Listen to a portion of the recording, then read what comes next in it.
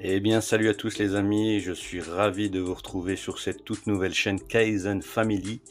Kaizen pour l'amélioration continue au quotidien, terme qui vient du Japon. On pourra faire une vidéo là-dessus si ça vous plaît. Et puis Family, famille quoi, tout ce qui concerne le couple, les enfants, l'éducation, la famille. Non, pas celle-là. Alors pour me présenter rapidement, au-delà de mes études, je suis père de 4 enfants, de 12 à 20 ans et je suis en couple depuis plus de 22 ans. Je suis un autodidacte sur tout ce qui est développement personnel. Alors attention, développement personnel, il y a à prendre et à laisser et il y a des techniques qui fonctionnent réellement. On pourra en parler dans des vidéos si ça vous intéresse. Et je suis également passionné par les neurosciences et la psychologie. Ça fait un petit moment que cette idée mûrit dans ma tête de sortir une chaîne où je partagerai un petit peu toutes mes expériences sur divers sujets. Et c'est en voyant hier un reportage sur les écrans justement et le désastre que ça cause auprès de nos jeunes que j'ai pris aujourd'hui mon courage à deux mains pour vous sortir cette toute première vidéo pour laquelle je vous demanderai toute votre indulgence. Alors passons tout de suite dans le vif du sujet. Je pense que c'est inutile de m'attarder et de revenir sur le danger que peut représenter un téléphone ou un écran pour un enfant. Tout le monde, je pense, en est maintenant conscient et sait que ça peut être très dangereux et qu'il faut absolument gérer cette relation-là. Donc je vais vous partager ici dans cette vidéo un certain nombre de tips, d'astuces que j'ai mis en place moi de mon côté qui ont très très bien fonctionné, certains plus que d'autres. Je vous les donne tous comme ça en fonction de votre contexte familial, de l'âge de vos enfants. Vous pourrez en essayer certains ou d'autres et voir ceux qui marchent le mieux pour vous. Alors, pour ma part, j'ai donné un écran à mes enfants à partir de la sixième. Certains le font avant, certains le font après. Moi, ça a été le point de départ parce que le contexte le voulait ainsi. Mes enfants rentrent au collège, ils sont assez éloignés de la maison, j'ai besoin de les joindre, donc je leur ai donné un téléphone à ce moment-là. D'autant plus qu'il y a une certaine pression sociale au collège, tout le monde a un téléphone. Pour ne pas frustrer mon enfant, je lui ai donné aussi un téléphone. Par contre, je lui ai pris un forfait. Il existe des forfaits à 2 euros. Je ne vais pas faire de pub pour qui que ce soit, mais voilà, il existe des forfaits avec vraiment très très peu de data pour justement garder ce contrôle-là sur la gestion de l'écran de mon enfant et lui permettre voilà, des plages et des horaires de connexion. Donc ça, c'est le premier élément. Faire attention au forfait. N'allez pas lui prendre, dès qu'il rentre en sixième, un forfait à 200 gigas. Vous allez vous mettre dans la difficulté. Ensuite, il existe des applications pour pouvoir justement avoir le contrôle de cet écran. Ils sont encore mineurs, ils peuvent installer tout et n'importe quoi sur leur téléphone. C'est très important d'avoir ce contrôle-là. Donc, il existe des applications comme par exemple Family Link ou d'autres applications. Il y a plein de tutos un peu partout sur ces applications-là. Elles sont très faciles à installer, très faciles à paramétrer. Et voilà, ça permet, quand votre enfant veut installer une application, ça passe d'abord par votre téléphone. Il y a un message d'approbation. Votre enfant veut installer telle application. Est-ce que vous l'approuvez ou pas? C'est la première chose qu'on peut gérer. La deuxième chose qu'on peut gérer, c'est le temps d'écran. Vous pouvez lui paramétrer des plages horaires où il pourra se connecter et par exemple, au-delà de 21 heures, le dimanche soir, il faut aller se coucher, il faut aller à l'école, et cetera. Le téléphone se bloque, donc il ne pourra plus l'utiliser. J'ai pu voir hier dans ce reportage que la question qui était posée, c'était de savoir est-ce que on laisse l'enfant aller au lit, enfin dans sa chambre avec son téléphone ou pas. Si on a cette application-là, ce contrôle-là, qu'il ait son téléphone ou pas dans sa chambre, ça ne change rien, puisque le téléphone est bloqué à ce moment-là. Ensuite, sachez qu'il existe aussi d'autres types d'applications qui permettent de contrôler le Wi-Fi à la maison. Et ces applications existent toutes en fonction du fournisseur d'accès que vous avez à la maison.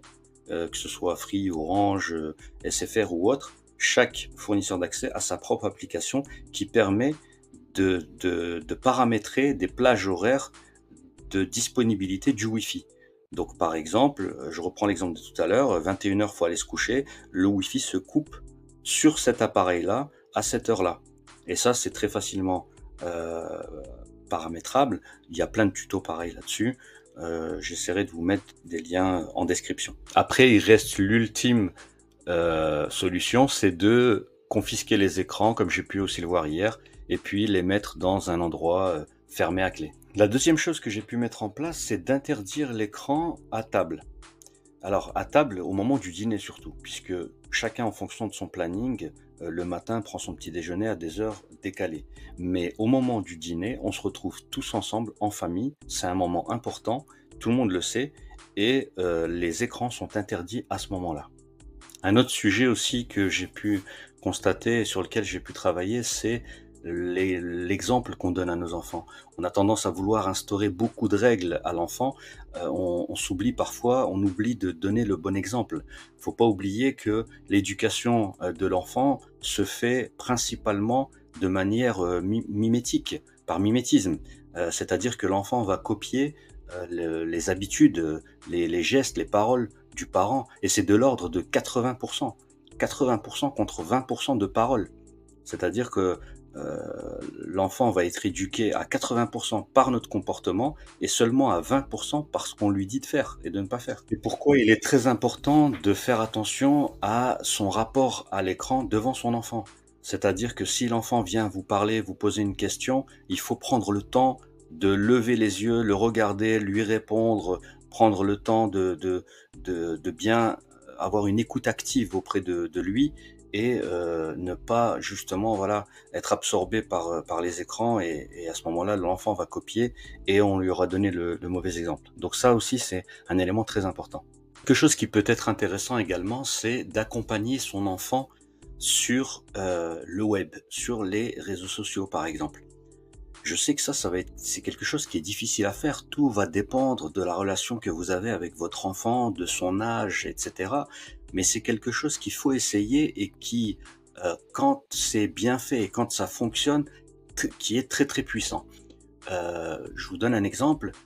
Plutôt que de penser que c'est 2 mondes qui ne se côtoient pas, le monde des parents et celui des enfants.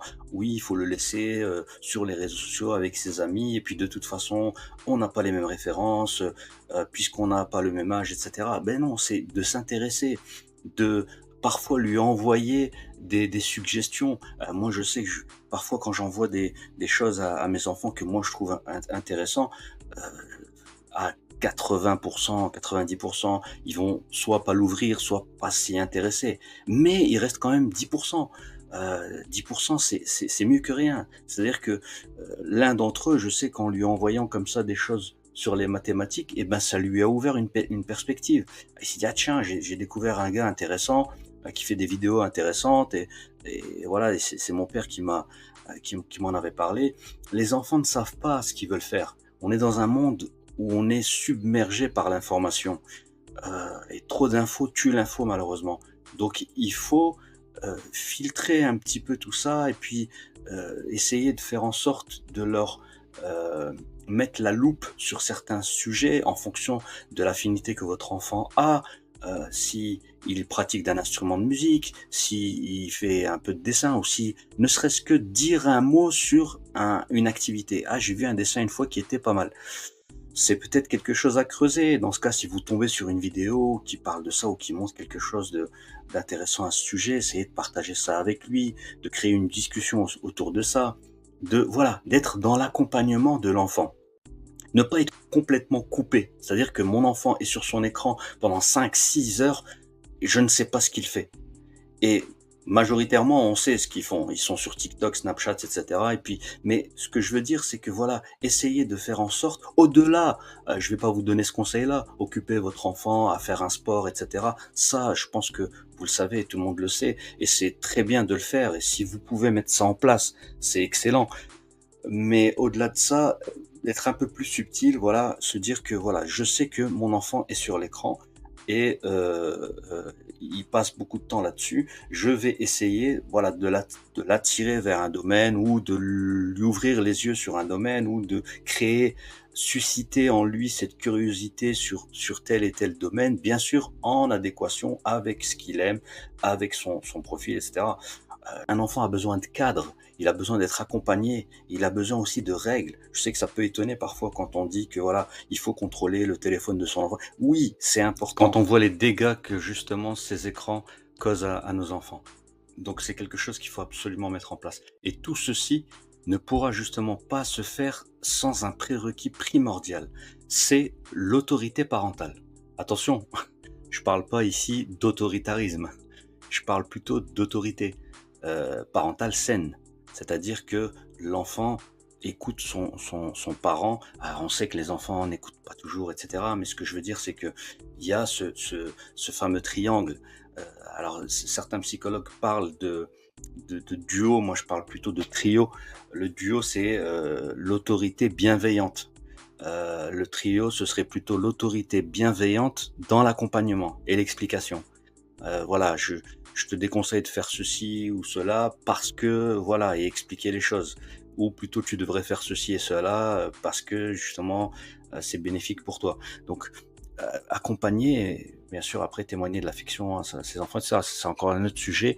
On pourra justement faire une vidéo là-dessus si ça vous intéresse. N'hésitez pas, hein, c'est la première vidéo, donc je veux vraiment vos retours et votre ressenti sur ça. On aborde beaucoup de choses dans cette vidéo, vraiment en surface.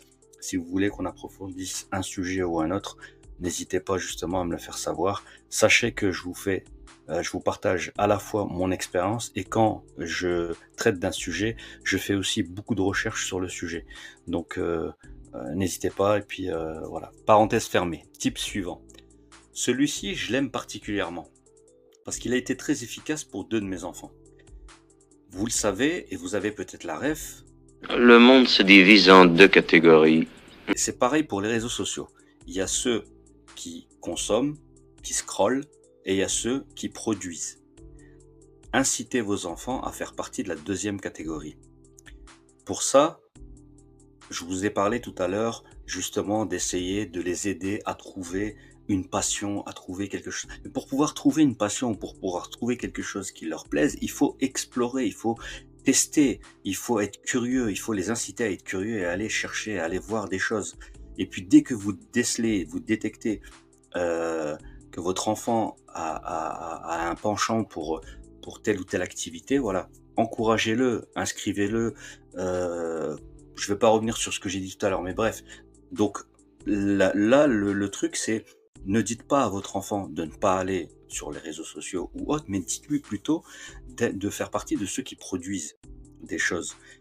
J'ai un de mes enfants qui a créé un compte TikTok sur un sujet de spiritualité, méditation, etc.